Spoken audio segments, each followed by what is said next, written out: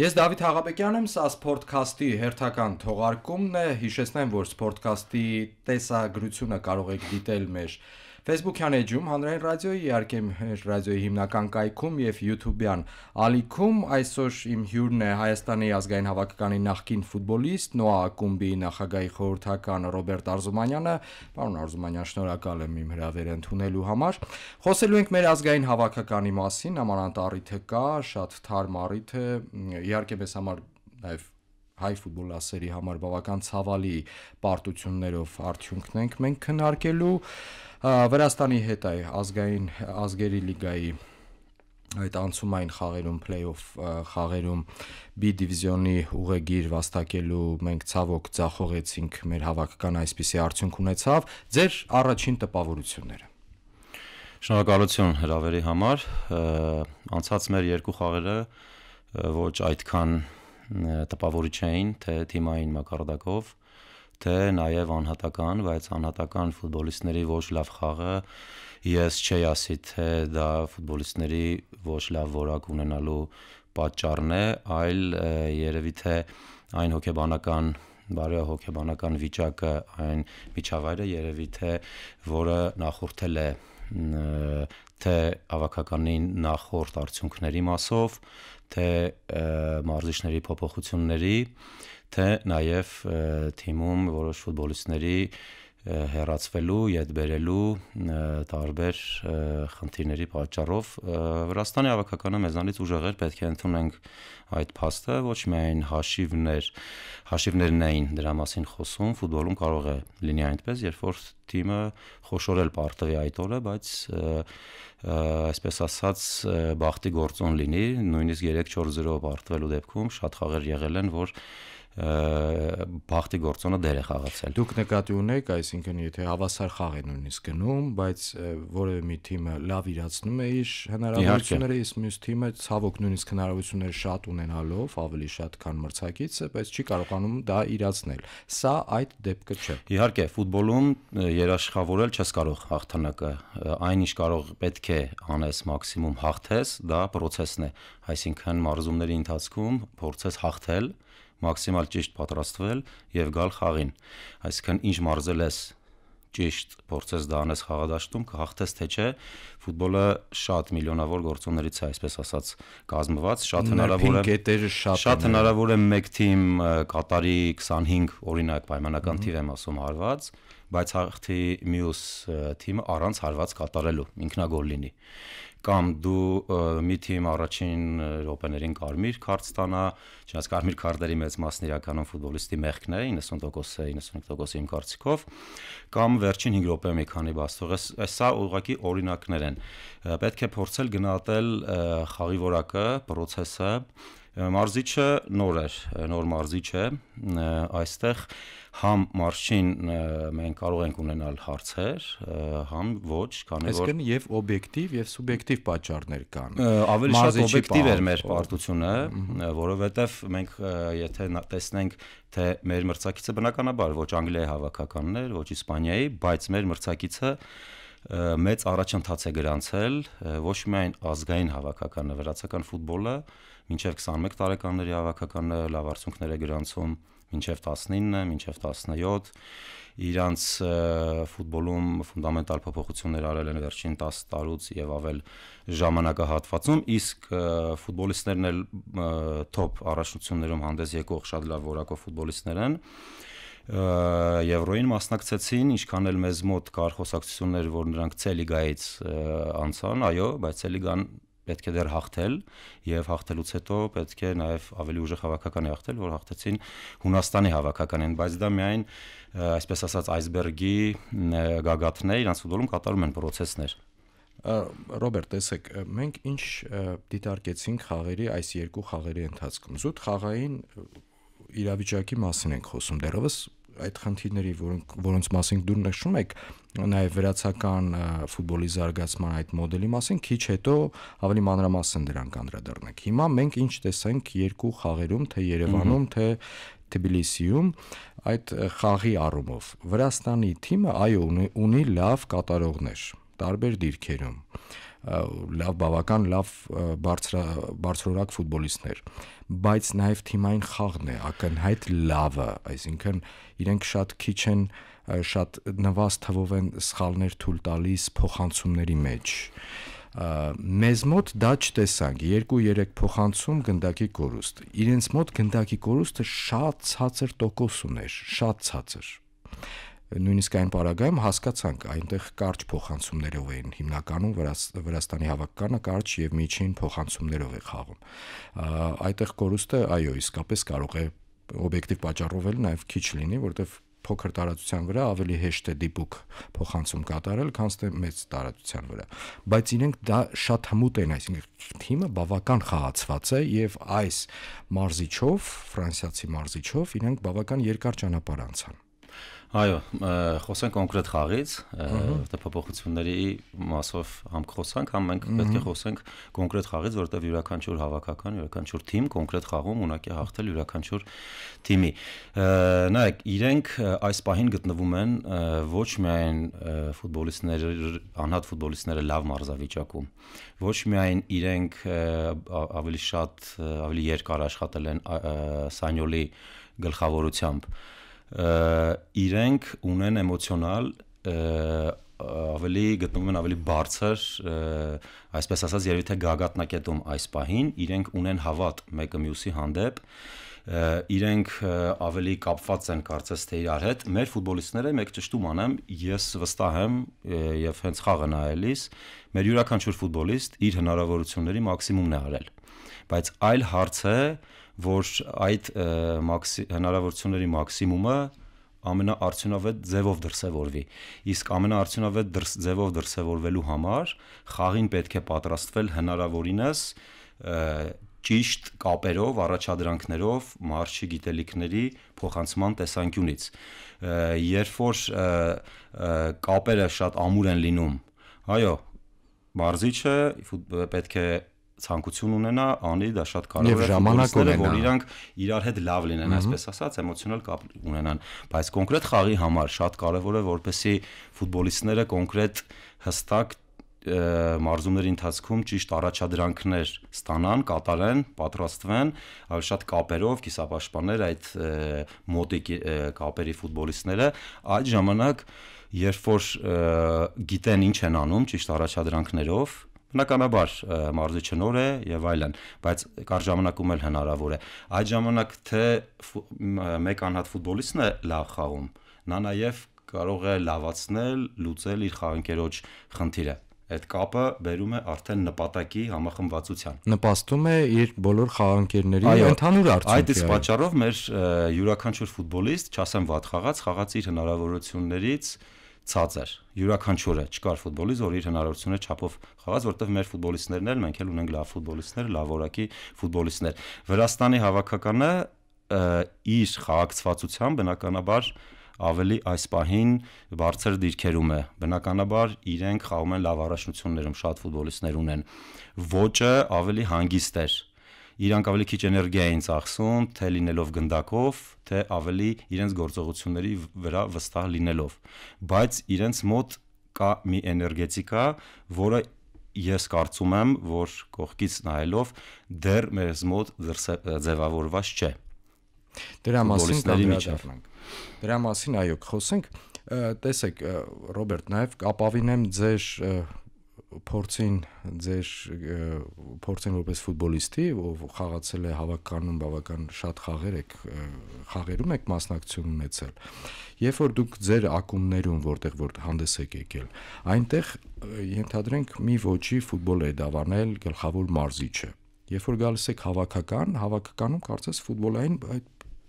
ոճի փոփոխություններ կարող է լինել։ Եթե դուք օրինակ եք բերում, եթե ասում եք վրացի ֆուտբոլիստները, այո, լավ որակյալ ֆուտբոլիստներ են, Եվրոպայում տարբեր ակումբներում են հանդես գալիս, բայց իրենց մոտ նաև հավաքականում է լավ այդ խաղացվածությունը, բացի այդ մենթալ վիճակից, որը դուք նկարագրում եք, որ իրենց մոտ բավական բարձր է։ Ենթադրենք օրինակը բերենք այս վերջին Եվրոյին, ասում են, տեսեք Անգլիայի հավաքականը աստղերով է լցված եւ այլն։ Իսպանիան նույնիսկ այդ բոլոր դիրքերի վրա այդպիսի աստղեր չունի, բայց տեսեք Իսպանիան ինչ ֆուտբոլ խաղաց, ինչ խաղացված, լավ որակյալ ֆուտբոլ խաղաց, իսկ անգլիացիների մոտ խնդիր կար, կարծես թե այն ոճը, որ դավանում էր այդ պահին գլխավոր մարզիչը, այդ հավաքականի, այդ ոճը հարմար չէր այն ֆուտբոլիստներին, որոնք եկել էին ենթադրենք Գվարդիոլայի մոտից, որ այնտեղ դավանում են ճնշող գրոհային ֆուտբոլ եւ գալիս են այստեղ ինչ որ պրագմատիկ ֆուտբոլ խաղալու։ Իրենց մոտ դա չստացվեց։ Հիմա եթե նայում ենք դա պրոյեկտում ենք Վրաստանի հավաքականի այդ տղաները վրացիները եկել են տարբեր ակումբներից։ Այո, բարձրակարգուց է կամ միջին որակի Եվրոպայում համարվող ակումբներից եկել են, բայց տեսեք հավաքականում ինչպես համահունչ է իրենց խաղը։ Ինչպես են իրենք հասկանում յուրաքանչյուր դիտարկում եւ հանձնարարություն մարզչի կողմից։ Մեզ մոտ էլ մեր հավաքականի ֆուտբոլիստները ցածրակարգ չեն։ Ճիշտ է։ Ցածրակարգ չեն։ Այսինքն բնականաբար իհարկե ցածրակարգ չեն, որոշները բարձրակարգ են, այսպես ասել, լավ ֆուտբոլիստներ։ Հիմա տարբեր ակումբներից ձեր դրա ավելի ճիշտ այսպես ձևակերպեմ, մեր ֆուտբոլիստները այդ ֆուտբոլիստները չեն, որ այդպիսի սխալներ կատարեն։ Յուրաքանչյուր ֆուտբոլիստ շատ մեծ, շատ բազմաթիվ, շատ քանակի սխալներ էր կատարում, բայց դա հետևանքն է իմ կարծիքով, երբ որ չկա եւ սպորտսմենը ինքը հոգեբանորեն պատրաստված չէ, ինքը ֆիզիկապես, տեխնիկապես եւ տակտիկապես պատրաստ չէ խաղին։ Ես չեմ ուզում միանշանակ գնահատական տալ, որ հոգեբանորեն պատրաստ չեն, ավելի շատ այդ հոգեբանորեն պատրաստ լինելը, եկեք հասկանանք կոնկրետ ամեն ֆուտբոլիստ ու իր շուրջ գտնվող նաև ֆուտբոլիստները գիտեն դաշտում ինչ են անում, երբ որ չէ, անհատական սխալներն ավելի շատ է լինում։ Մեզ մոտ, եթե մենք հիմա դուք հիշեք խաղը ոնց էր գնում, թե Երևանյան, թե Թբիլիսիի խաղը Վրաստանում կայացած, մեր ֆուտբոլիստները ոնց որ ամեն մեկը առանձին փորձեր ինչ-որ մի բան անել։ Մի քիչ ավելի ֆուտբոլային ասեմ, յուրաքանչյուր գրեթե դրվագում գնդակը որտեղ որ գտնվում էր, թե լիներ մեզ մոտ գնդակը, թե լիներ վրացիների մոտ, այսինքն թե երբ մենք ենք պաշտպանվում, թե վրացիները շատ մեծամասամբ իրավիճակներում քանակական առավելությունը Վրաստանի հավաքականի կողքն էր։ Իրանք իրենց առաջադրանքները շատ հստակ գիտեին կապերը, ոնց էին ճիշտ տեղաշարժվում, դրա շնորհիվ ունենում էին քանակական առավելություն, որը որակական էր կրկնակի դառնում, քանի որ իրենց ֆուտբոլիստները որակապես ուժեղ էին եւ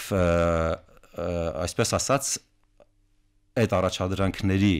գլխավորապես այդ առաջադրանքների շնորհիվ ինքը դառնում էր թիմային խաղ։ Մեզ մոտ առայժմ ես հասկանում եմ մարզիչը նոր է, այս պարագայում շատ մեծ կարևորություն ունեն թե իր օգնականները, թե կապը երևի թե տարբեր թիմերի ինչ-որ մարզիչների հետ հասկանալու համար, բայց ժամանակ է պետք գալու գլխավոր մարզչին, ինքն էլ եկել է իր մեկ օգնականի հետ, պետք է ճիշտ աշխատանք կատարվեր, որպեսզի մաքսիմալ այն ֆուտբոլիստներն, ովքեր գալու էին հավաքական արդեն նախորդ աշխատանք կատարվեր իրենց հետ անհատական թեկուզ գտնվելով իրենց թիմերում ամեն ֆուտբոլիստ հետ կապնվել եւ փոխանցել հնարավորինս շատ ինֆորմացիա թե մարզչի կողմից թե ինչ ֆուտբոլ է ուզում խաղալ, իր դերը, անհատի դերը ինչպես է տեսնում այդ սխեմայի մեջ, այդ առաջադրանքների մեջ, մի քիչ հեշտանար ու արդեն գործնական երբ որ հավաքվեին հավաքի ժամանակ այդ իրականացնեն, չգիտեմ եղել է թե չէ, կարող է եւ եղել է, բայց մեզ մոտ այս պահին կա կարծում եմ ամեն դեպքում ոչ մեծ հավատ երևի թե մեկը մյուսի հանդեպ իսկ ֆուտբոլիստը իր լավ խաղով կարող է նաև հարց լուծել, օգնել, լավացնել իր ընկերոջ խաղը ամեն դեպքում նոր է, ամեն դեպքում արժի համար մեծ ինֆորմացիա էր այս խաղը, ինքը նոր ծանոթացավ արդեն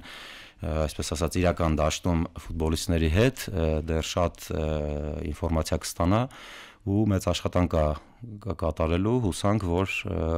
ավելի արագ այդ աշխատանքը արդյունավետ կլինի քանի որ մարզչի պայմանագիրը 1 տարով է 1+1 պետք է կարողանա թե իր շտաբը, թե ինքը մեծ աշխատանք կատարեն։ Կարճ մարզչին անդրադառնանք ավելի մանրամասն։ Որքան մենք հասկանում ենք, ֆեդերացիան մարզչի ընտրությունը կատարելիս, հրավիրելիս իր հետ պայմանագիր կնքելիս, հաշվի առել շատ գործոններ։ Ըստ իս, իմ կարծիքով, գործոններից մեկը այն է, որ այս մարզիչը բավական բարդ ժամանակահատվածում մինչ այդ գլխավորել է Հունաստանի հավաքականը։ Այնտեղ խնդիրները չափազանց շատ էին։ Իր գլխավորած ժամանակահատվածում, երբ որ ինքը հրավիրվել էր դեռևս Աթենք Հունաստանի հավաքականը գլխավորելու, ֆեդերացիայի ղեկավարություն չկար, որպես այդպեսին, այսինքն այդ զուտ կազմակերպչական աշխատանք կատարողներն էին բացակայում։ Ինքը եկավ ճգնաժամային ժամանակահատվածում։ Այդ ճգնաժամային ժամանակահատվածում որոշակիորեն փորձեց կայունացնել։ Այո, արդյունքների այնտեղ չհասավ, բայց այդ արդյունքները հավանաբար, ինչպես մարզիչը հետխաղյա ասուլիսում Կիրակնորյա խաղից հետո նշեց, Հունաստանում, այ հիմա որ նայում եք Հունաստանի հավաքականին, այդ այն էր, ինքը ներդրում էր, ինչը ուզում էր ինքը ստանալ, այսինքն հավանաբար ամբողջովին նկատի չունի դա իմ շնորհքն է եղել կամ իմ մարզչական կազմի, բայց ես դրա նախադրյալը ես եմ արել։ Հիմա, երբ որ այս մարզչին հոլանդացուն հրավիրել են Հայաստան, իմ կարծիքով հաշվին առել նաև դա, որ այս մարդը գալիս է նաև ճգնաժամային իրավիճակում աշխատելու, դրա փորձը ունի եւ չի խուսափում։ Տեսեք, ինքը հիմա անմիջապես չկանգնեց, ասեց այս 6-1 հաշվից հետո ես գիտեք կարող եմ այլևս անելիք չունեմ այստեղ։ Հաշվի առնվել, որ այս մարդու հետ պետք է աշխատել եւ սա ցավալի, բայց ցավալի փորձն է, բայց հետագայում ինչպես եւ ֆեդերացիայի ղեկավարությունը հայտարարեց, աշխատանքը շարունակվելու է եւ վերադառնալու ենք հունիսյան այդ ընկերական հանդիպումների այլ արդեն վիճակով։ Բարերով շատ հեշտ է ասելը, որ այլ կվերադառնանք, պետք է այլ վերադառնանք, բայց այստեղ ոչ այնքան կարևոր է թե մարզիչը ինչ աշխատանք է կատարել Հունաստանի հավաքականում կամ այլ թիմում կամ այլ հավաքականում ընտրության հարցում հնարավոր է մեծ աշխատանք է կատարել, այո, ես չեմ փորձի իր ասացի նակաչարել, մեծ աշխատանք հաստատ կատարել է, մեծ հիմք դրել է Հունաստանում, բայց Հունաստանի հավաքականը, Հունաստանի ֆուտբոլիստները, Հունաստանի միջավայրը լրիվ այլ է, Հայաստանի միջավայրը, Հայաստանի հավաքականը լրիվ այլ է, լավ ու վատի մասին չի խոսքը։ Ստեղ ավելի շատ կարևոր է ոչ թե այս մարզիչը որտեղ ինչ հաջողություն է ունեցել, ինչ չի ունեցել, յուրաքանչյուր մարզիչ ունեցել է եւ չի ունեցել։ Այստեղ ավելի կարևոր է թե մենք ինչ ենք տալիս մարզչին։ Այս մարզչին կամ X մարզչին, այս դեպքում մեր Հայաստանի ազգային հավաքականի մարզչին, մենք ինչ ենք տալիս։ Մենք պետք է ապահովենք իրեն այն բոլոր գործիքակազմով, որ ինքը կարողանա հաջողության հասնի։ Այստեղ այդքան կարևոր չի թե որտեղ ինչ հաջողության է հասել, որտեղ ամենտեղ իր միջավայրն է։ Մենք ինչ ենք տալիս։ Մենք մարզչին մաքսիմալ ինֆորմացիաներ տալիս ենք, ճիշտ ինֆորմացիաներ տալիս ենք, որոշակի պատմական նկատի ունեմ նախորդ տարվա կարևոր բաներ, թե ինչ է կատարվել հավաքականի ներսում, ամեն ֆուտբոլիստի մասին, այսպես ասած հավաքագրում, բնավորության, խաղային եւ այլն, որ օգնենք իրան։ Մենք մարզչին տալիս ենք իր ուզած շտաբը, մենք մարզչին տալիս ենք իր մնացած պահանջները, մենք օգնում ենք մարզչին, ու ինչքանով ենք օգնում, որ նա կարողանա անի այն աշխատանքը, որը որ նշեցինք, հաջողություն է ունեցել որոշ չափով Հունաստանի հավաքականում։ Իսկ ինչ վերաբերում է խաղից հետո անմիջապես խաղից հետո բառերով ֆուտբոլ երևի բոլորը կհասկանան, ով էլ չի սպորտով զբաղվել, հենց գլխավորապես ֆուտբոլով, կպատկերացնի խաղից հետոն ինչ է հաղթած ու պարտված, հաղթած էմոցիաներն ուրիշ է, մենք պարտվել ենք, ինչպես էինք պարտվել,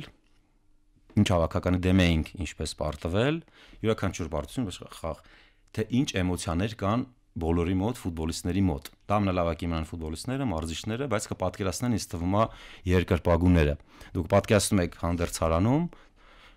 մեկը ջղայնացած իր վրա, մեկը փոխվում է, մեկը իր շորերը հանում է, հանձնում է, մեկը ջղայնացած շուտ ուզում է գնա ամոթից, այսինքն էմոցիաներով լի այդ պահին խոսել, ինչ որ մի բան ասել մի քիչ վտանգավոր է, նույնիսկ մարզի չի իր ֆուտբոլիստներին, պետք է այդ պահին հասկանա ինչ մեսիջ տա, ինչ խոսա եւ այլն, դա էլ է կարեւոր, թե իր մամուլի ասելիսում էմոցիաները կիզակետում են գտնվում, ու ես չեմ կարողանում պատկերացնել, թե խաղից հետո որ ասացին երկար զրույց ենք ունեցել, որ պայմանավորվել ենք ու գիտենք հունիսին լավ է լինելու։ Ես դա չեմ կարողանում պատկերացնել, որովհետեւ խաղից հետո ընդհանրապես ես չեմ պատկերացնում, թե դու հունիսյան չէ, մյուս օրը ոնց է զարթնելու։ Ու միշտ մյուս օրը լրիվ ուրիշ ձև է զարթնում, ուրիշ էմոցիաներով է զարթնում, ուրիշ մտքերով է զարթնում, թե մարզիչը, թե ֆուտբոլիստը դաշտում։ Ես չեմ պատկերացնում ուղղակի, թե ինչպես կարելի է 5 րոպե առաջ 3 օր առաջ, անցյալ տարի վերջին ժամանակահատվածում, այսպես ասած, այսպիսի արդյունքներ մեծ հաշվով ունեցող մենք, ես հավաքականը իմաստը չեմ գտնում, որ ասել մենք երկար զրույց ունեցանք ու լավ է լինելու հունիսին։ Դրա համար պետք է աշխատել, ես վստահ եմ, համոզված եմ, հավատում եմ, որ լավ է լինելու, ֆուտբոլիստները մաքսիմում կրկնում եմ իրենց աշխատանքն արել են, այլ հարց է ինչպես է ստացվել, բայց պետք է ձևավորել միջավայր ու աշխատել, ավելի քիչ խոսալ, երևի թե մեկ բառով ասել, այդքան էլ տեղին չէր, երևի թե խոսել նամանավանդ մարզիչն էլ այնտեղ, որտեղ մարզիչը իր մամուլի ասուլիսը տալիս է, բայց ամեն դեպքում ես էլ եմ հավատում, որ հունիսյան հետ մյուս հավաքի ժամանակ մյուս խաղին մենք ավելի լավ ենք լինելու։ Էմոցիաները համաձայն եմ այնպեսին էին, Ռոբերտ, որ ես փոքր-ինչ չեմ կիսում ձեր կարծիքը, ինչ որ մի բան պետք է ասվեր եւ դա ասվեց։ Համենայն դեպս շարունակենք եւ կարեւորագույն այլ հարցերի անդրադառնանք։ Ես մեր ռադիո լսողին եւ մեզ դիտողին հիշեցնեմ, որ Sportcast նախագծի յուրաքանչյուր թողարկման տեսագրությունը կարող եք դիտել մեր Facebook-յան էջում, նաեւ հանրային ռադիոյի YouTube-յան ալիքում է այն տեղադրվում եւ իհարկե հանրային ռադիոյի պաշտոնական կայքի Sportcast հատվածում իմ հյուրն է Հայաստանի ազգային հավաքականի նախկին ֆուտբոլիստ, ՆՈԱ ակումբի նախագահի խորհրդական եւ արդեն մարզչական որոշակի կարիերա սկսած Ռոբերտ Արզումանյանը։ Ռոբերտ, կարևորագույն հարցերից մեկը կապված է այդ փոքր դրվագի, որը այդպես բարձր, այդպես սկանդալ առաջացրեց մեր ֆուտբոլային միջավայրում, կապված Ռանոսի հետ, այդ տղան մոտեցել է հավաքականի մարզչին եւ կարծես այդպես ուլտիմատիվ դիմել է, որ կամ ես ինչպես դա ներկայացվեց։ Հիմա խնդրում եմ, բայց կարճ անդրադառնանք այս հարցին։ Ամեն դեպքում ձեր կարծիքը կարևոր է այստեղ։ Հիմա այստեղ ինչի մասին է դա խոսում, ինչու է ֆուտբոլիստները իրեն նախ այդպիսի քայլ թույլ տալիս։ Ամեն դեպքում ձեր ժամանակահատվածում այդպիսի իրավիճակի դուք ականատես եղել եք, թե տարբեր իրավիճակներ, տարբեր խոսակցություններ լինում են, ֆուտբոլիստները իրենք առաջին հերթին մարդ են, ամեն մեկը մարդ է, իր էմոցիաներով, իր տարիների ապրածով, իր մշակույթով եւ այլն, բայց տարբեր հարցադրումներով մոտենում են գլխավոր մարզչին, ամեն դեպքում իմ կարծիքով, իմ տարիները խաղացած, ես էլ եմ սխալներ գործել տարբեր թե որպես գլխավոր մարզիչ, արդեն ֆուտբոլիստների հետ իմ աշխատանքը, ամեն դեպքում ես կարծում եմ դա ոչ այդքան տեղին քայլ է, այսպես ասած, որ ֆուտբոլիստը պետք է մոտենա նամանավանդ խաղից առաջ, նամանավանդ երբ ինքը չի խաղում իր թիմում, ոչ այդ խաղաժամանակ չի ստանում, այսպես ասած, առանց վիրավորելու նույնիսկ չհարգել իր դիրքի այլ ֆուտբոլիստներին, որ ամեն մեկն էլ ուզում է խաղա, Միրանյանը եւ այլն կոնկրետ այդ դիրքի ֆուտբոլիստներին եւ իր մնացած խաղանկերներին, նաեւ մարզչին, որը նոր է, նրան պետք է օգնել այս պահին, ոչ թե հարցադրումներով մոտենալ, այդպիսի հարցով չեն մոտենում ու նամանավանդ այս պահին։ Չպետք է կարծում եմ մոտեներ, բայց ֆուտբոլում կյանքում ամեն ինչ լինում է եւ նա մոտեցել է այդ հարցում։ Ես մի քիչ բարդ է դրան գնահատականատալ, որովհետեւ թե ինչ պետք է արվեր, ոնց պետք է արվեր, որովհետեւ դու պետք է այդ սիտուացիայում լինես, որ կարողանաս կողքից ավելի հեշտ է, ես կարող եմ ավելի հեշտ ես չեմ այդ սիտուացիայում պատասխանեմ, բայց երևի թե լուծումը պետք է լիներ մեկ բառով, մեկ նախադասությամբ ասած, ամեն ինչ արվեր, որ դա խաղից առաջ չիմանար հանրությունը չիմանար, որ այդպիսի բան է եղել, մոտեցել է ու առասարակ եթե պետք էլ չէր, որ իմանար, պետք էր փորձել Ռանոսին երիտասարդ ֆուտբոլիստ է, կարող է սխալվել, խելքի բերել, փորձել, որ սա քեզ է վնասում, ոչ մարջին, ոչ մյուսներին, մի քիչ լավ մտածի, գնա հանդարտվի եւ այլն, տարբեր միջոցներով խելքի բերել եւ մնալ, եթե փորձել են բերել, ես կարծում եմ Արզուչը շատ խելամիտ, լավ տպավորություն է թողել, նաև եթե փորձել է, նույնիսկ եթե չի ստացվել, այսպես ասած, ոդկա դրել է երկու ոդկա մեկ կոշիկի մեջ, այդ դեպքում ես կարծում եմ պետք է ամեն ինչ արվեր, որպեսզի այդ ինֆորմացիան այս պահին խաղից առաջ դուրս չգար, որովհետև դա ոչ մի կողմերին պետք չէ, եւ ֆուտբոլիստը սխալվել է, որ հետագայում էլ մեր երկրպագուները հայ ժողովուրդը իր հանդեպ չունենա ինչ որ բացասական վերաբերմունք, որտեղ յուրաքանչյուրը սխալական է եւ չմոռանանք նա մեր դրոշը բարձրացրել է։ Ռոբերտ, նաև անդրադառնանք որոշակի կարևորագույն կետերի, որոնց մասին դուք արդեն որոշ չափի նշեցիք, նախ ֆուտբոլի զարգացման, տեսեք, մենք առիթը լավն է, վրացիների հետ հանդիպեցինք, տեսանք 10 դուք էլ եք ու շատերը, նաև փորձագետները, մեկնաբանները, նաև ֆուտբոլով հետաքրքրումներ, մեր ֆուտբոլը ղեկավարողները, այո, նայում են եւ տեսնում են, ենթադրենք վրացական ֆուտբոլը 10 տարի առաջ ինչպիսին էր եւ հիմա ինչպիսին է։ Իրենք որոշակի մոդել փոխեցին եւ շարունակում են այդ ուղղությամբ աշխատել։ Մենք էլ որոշ չափի դա անում ենք, բայց եւի թե այս պահին դա բավարար չէ, թե բավարար է, չգիտեմ, գուցե այդ ուղղությամբ գնում ենք։ Նայեք, ինչու ենք ավելի շատ Վրաստանից խոսում, իրականում շատ երկրներ, Իսլանդիան, Ֆինլանդիան եւ շատ տարբեր երկրներ նրանք մեծ առաջադիմություն ունեն, առաջնաց են ապրում։ Իսլանդիան շատ մեծ փոփոխություններ է կատարել, ունենալով շատ քիչ բնակչություն, նույնպես Ֆինլանդիայում, բայց համեմատությունը հենց Վրաստանի հետ երևի թե ամենամոտիկն է, ամենատեղինն է, այստեղ հարցը այն չէ, թե ինչ փոփոխություններ է, ինչ մոդել է ընտրել, ինչ ստրատեգիա է ընտրել, ինչպես է փոխում։ Կարող է Վրաստանինը այդքան էլ հաջող չէ, կարող է ավելի լավ լինել, բայց պետք են փոփոխություններ։ Մենք կարող ենք նայել Իսլանդիային, կրկնեմ Ֆինլանդիային եւ այլ երկրներին, թե ինչ փոփոխություններ են, լավը վերցնենք, ունենանք ծրագիր, բայց քանի որ Վրաստանը մեր անմիջական հարևանն է, մենք ամենամուտն ենք իր մտածողությամբ, մշակույթով եւ այլն ամենամոտն ենք բնակչության, մոտավորապես քանակով եւ այլն, ու երբ Վրաստանը 10-15 տարի առաջ մոտ էինք իրար, չեմ ուզում ասեմ ով էր ավելի ուժեղ, այս պահին վրացական ֆուտբոլը ավելի բարձր տեղերում է, բայց ոչ ազգային հավաքականը ես նկատի ունեմ։ Ազգային հավաքականը հետևանքն է, նրանց կրկնեմ բոլոր տարիքայինները, նրանց շատ մեծ քանակով քաղաքներում կան պրոֆեսիոնալ ակումբներ, բարձրագույն առաջին խմբում եւ այլն սիրողական առաջնություններում 15-ից 20 հազար մասնակիցներ ունեն, ակադեմիան ունեն, ստադիոններ ունեն եւ այլն, պետք չի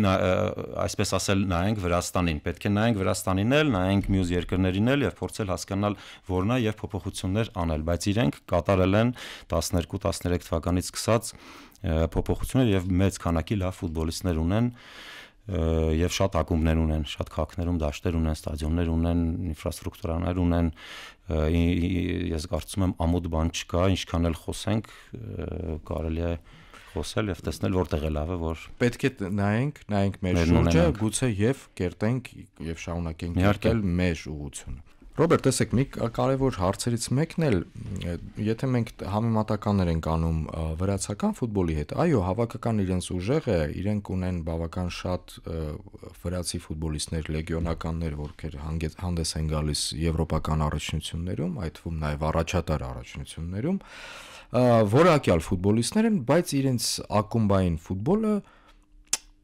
դա իմ անձնական կարծիքն է, դուք կարող եք կամ հաստատել, կամ հերքել, դեռևս մեզ զիջում է։ Մենք ակումբային ֆուտբոլում, այո, վրացական ակումբներից ավելի լավ արդյունքներ ենք ցույց տալիս, դա նաև փաստում է UEFA-ի ընդհանուր ակումբային, ենթադրենք, այդ վարկանիշային աղյուսակը։ Նայեք, առանձին ակումբներ, կոնկրետ խոսամ Նոայից, շատ մեծ, ճիշտ, լավ աշխատանք են կատարում։ եւ մենք նոան իր աշխատանքի ճիշտ կառուցման շնորհիվ լավ որակի ֆուտբոլիստներ բերելու, մարշական շտաբ եւ այլն հաջողություն ունենում է։ Բայց շատ կարճ պատասխանեմ, իմ կարծիքով երկրի ներքին առաջնությունը, ակումբային առաջնությունը լավն է թե վատն է գնահատելու համար յուրաքանչյուր երկրի պետք է նայել ոչ թե բարձրագույն խումբը, չնայած բարձրագույն խմբում էլ մենք ունենք ոչ այնքան լավ թիմեր, ոչ այդքան ուժեղ թիմեր։ Յուրաքանչյուր երկրի ներքին առողջության մակարդակը հասկանալու համար պետք է նայել առաջին խումբը։ Այդպես է, դա է չափանիշ։ Դա իմ համոզմունքն է։ Այսինքն օրինակ Գերմանիայում նայենք երկրորդ Բունդեսլիգան, Անգլիայում Չեմպիոնշիպը, դրանք top ուժեղ են, շատ ուժեղ են։ Վրաստանի այս պարագայում, այո, իհարկե այս պարագայում նայենք Վրաստանի առաջին խումբը, ու նայենք մեր առաջին խումբը։ Դա է չափորոշիչը ձեզ։ Եվս մեկ հարց կապված այո մեր հավաքականի հետագա անելիքի հետ, ցավոք սրտի դուք քանի որ հավաքականով անցել եք եւ քանիցս հանդես եկեք տարբեր մրցաշարային ընտրական փուլերին եւ այլն նաեւ ընկերական հանդիպումներում, մենք գիտենք յուրաքանչյուր ֆուտբոլասեր, հավաքականին հավատացող երկրպագող ֆուտբոլասեր ինքը քիչ շատից լավ հասկանում է, որ այո, հավաքականի պարագան ինքը հիմա շատ է տարբերվում ակումբային ֆուտբոլից հավաքականների ֆուտբոլը։ Իհարկե, խնդիրը այն է, որ ի վերջո հավաքականի այդ ֆուտբոլիստները տարբեր երկրներից ազգային հավաքականում հավաքվում են հավաքների շատ կարճ ժամկետում։ Մարզիչը, գլխավոր մարզիչը շատ կարճ ժամանակ ունի աշխատելու իրենց հետ։ Նույնիսկ եթե այդ դաթարների ժամանակ գնում է, մեկնում է որոշ ֆուտբոլիստներին արտերկրում դիտելու կամ այստեղ տեղի ակումբների խաղերն է դիտարկում պարտադիր կամ նույնիսկ վիդեո տարբերակներով, տեսատարբերակով դիտարկում է, հետևում է, տեսնում է ինչ ոչ միայն խաղամակարդակ այդ պայդրությամբ, այլ ընդհանուր հմտությունները եւ ինչպես աշխատի այդ ֆուտբոլիստի հետ։ Ցավոք սրտի ժամանակահատվածը բավական կարճ է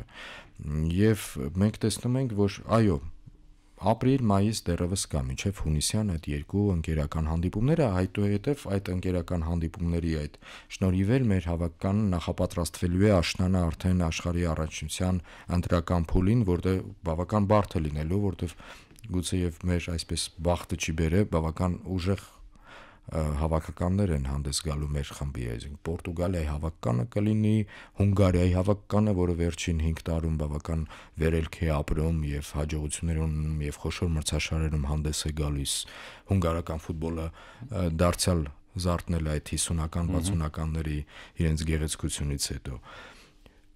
Եվ Իռլանդիայի հավաքականը, որ միշտ էլ ամուր կորիզ է ֆուտբոլիստներին, որոնք հանդես են գալիս Անգլիայի Պրեմիեր լիգայի առաջատար ակումբներում։ Այո, աստղեր չեն, բայց իրենք սովոր են այդ չափազանց արագ կոնտակտային ֆուտբոլի իրենց համար պրիմիտիվ գուցե ֆուտբոլ են խաղում, բաներ այդ գլխով գոլեր հիմնականում եւ այլն այնց ինչ որ չգիտեմ ինչու չենք ակնկալում այդ հավաքականներից, բայց բավական ամուր կորիզ է եւ մեր ճանապարհին նաեւ չմոռանանք, որ ոչ վաղ անցյալում կանգնել է Եվրոյի ուղեգրի ճանապարհին է մեր Հայաստանի հավաքականի կանգնել եւ ցավոք սրտի մենք այդտեղ եւ դու կարմիր քարտերի մասին եք խոսում, այդ կարմիր քարտի շնորհիվ էլ հետևանքով էլ ավելի ճիշտ մենք այդ խաղը տանուլ տվեցինք եւ մրցակցությունից դուրս եկանք։ Հիմա բավական դժվար մրցակիցներ կունենանք աշնանը արդեն ընտրական փուլում, հունիսյան հանդիպումների շնորհիվ ինչ որ մի բան կհասնենք փոխել թե ոչ։ Նայեք, դրա համար էլ պետք է միջնաժամկետ կամ երկարաժամկետ կոնկրետ նպատակներ դրվի ֆեդերացիան իր արչև, մարզչի արչև, ուժեղ հավաքականների դեմ ենք խաղալու, պետք է պայքարել ամեն խաղ հաղթելու համար, խումբը հաղթելու համար, դա պետք է միշտ լինի ֆուտբոլիստի հետ, մարզչի հետ, ֆեդերացիայի հետ եւ այլն։ Բայց գիտակցելով, որ ուժեղ հավաքականների հետ ենք խաղում, ու միշտ ենք ուժեղների հետ խաղալու այդ տիպի խմբերում, մենք պետք է մեզ գնահատենք, թե մենք որտեղ ենք գտնվում,